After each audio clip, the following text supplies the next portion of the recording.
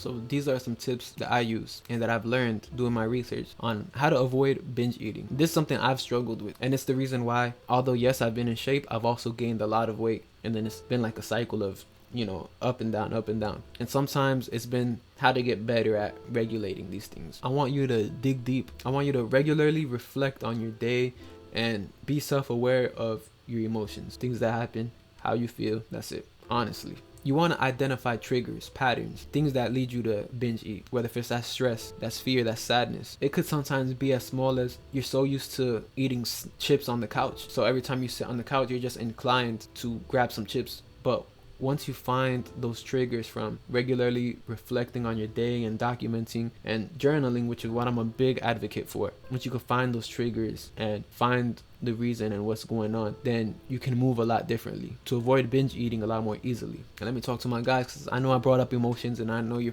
either clicked off or you're probably like, man, that's some soft ass stuff. Like, nah, we learned to suppress our emotions. This is what we've been taught, because probably somewhere along the line when we did show emotions, if it backfired, it probably got thrown back in our face, or nobody cared, or whatever it was, right? But remember what I said about in one of my other videos is, if you deal with emotions this way, you just hold on to it, you just suppress it, you keep it inside, and then you don't deal with it, that it will leak into other aspects of life. And this is exactly just one example how it could leak into one aspect of your life to where it leads to binge eating, because binging is often used as a cope mechanism. So if you want to move one step forward into stopping the binge eating, stopping the impulsive eating, or whatever you want to call it, you have to first acknowledge the emotion. You have to first acknowledge that stress, acknowledge that anxiety, acknowledge that fear that's there. You have to understand it, understand where it's coming from, understand why you feel that way. That's why I emphasize mindfulness and journaling so much. And it gets a lot deeper, because let's just say you decide not to listen to me and you don't want to deal with your emotions. You just keep it suppressed, keep it locked away. You want to try to forget about them like they're not there, but they will always be there. And honestly, the stoic man,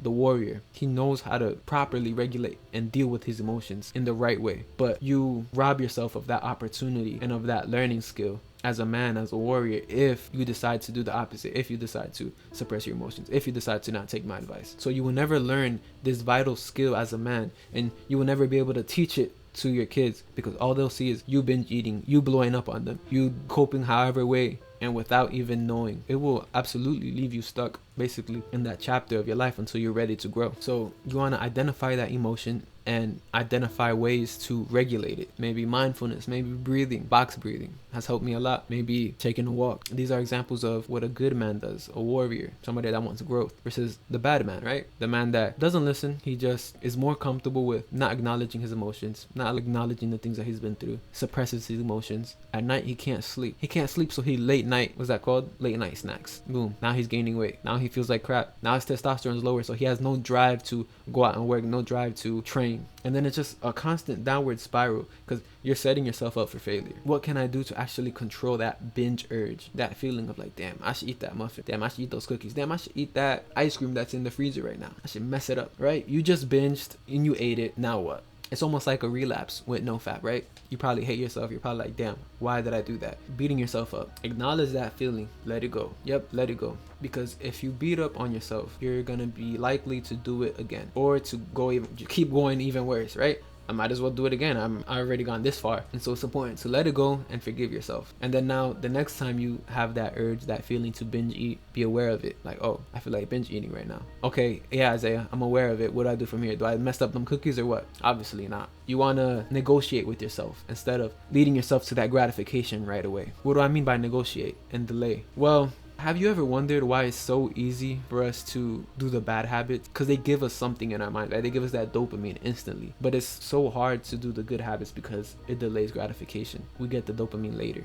Why don't you reverse it and make the bad habit a lot more difficult to do? So that's what I mean by negotiate and delay, right? So you're already aware of that you want to binge eat. You want to mess up them cookies in the pantry for whatever reason. Your binge got triggered. What you can do is, okay, I'll eat those cookies, but I got to go take a walk first. But I gotta go train first, but I gotta do anything to delay it. But let me watch this 2 episodes of this show first. Procrastinate doing the bad habits. You negotiate with yourself there. And if you make this a habit and you keep doing it, right, because consistency is key, then before you know, even journaling. Hamza talked about this in one of his videos actually. He said that he'd grab a chocolate and put it in front of him and he'd stare at it. He wanted to mess it up, but he just journal of his thoughts of why he wanted to eat it, and emotion, like truly dissecting. And I'm not asking you to do that, but that's honestly a way to delay that gratification, is journaling about it. So that's just another tactic that you can use with the emotion that's causing you to binge, by taking a walk, by journaling, by meditating, or watching a show. Sure, that's not the best habit that you can do, but it's something, right? It's better than messing those cookies up right now. And then let's say you delay all that stuff, right? And you're like, Isaiah, but I still ate that. I still ate the cookies. Yeah, sure, I took a walk, I still ate the cookies. I went for a run, but I journaled, but I just couldn't help but take it, right? That's still a W, because you delayed the gratification regardless. So honestly, you could be proud of yourself, because that's just evidence that you're better. And you just got to see that and believe it. That's evidence that you're better, because the old you would have just messed that up. Not only are you learning to delay gratification and to make the bad habit more difficult for yourself, which is the best way to break a bad habit, but you're also learning how to properly regulate those emotions that are affecting you in the first place. And on top of that, it's like 3 birds with 1 stone, because you're also learning to replace it with a better habit. Instead of binge eating, you're going out and actually training, or you're going out for a walk, or you're doing breath work, or meditating, or journaling about it. So in short, consistently doing this over time, eventually you just lose that feeling to binge eat initially in the first place. Damn, I want to mess up those cookies because I got into an argument, because I have fear, anxiety, whatever it is. I'm not gonna do it yet. Let me take a walk first. And then that just feeling just goes away. So you make it harder to do the bad habits, but you make it easier to do the good one. And then you're learning how to regulate your emotions in that process. And that's how you avoid binge eating. If you want extra help, if you need extra guidance to reaching your dream physique and looking better, feeling better, being more confident, more attractive, hit the link in the bottom for one-on-one coaching with me. And like, subscribe, all that good stuff. And that's it, man. I'm out. Mad love. Peace.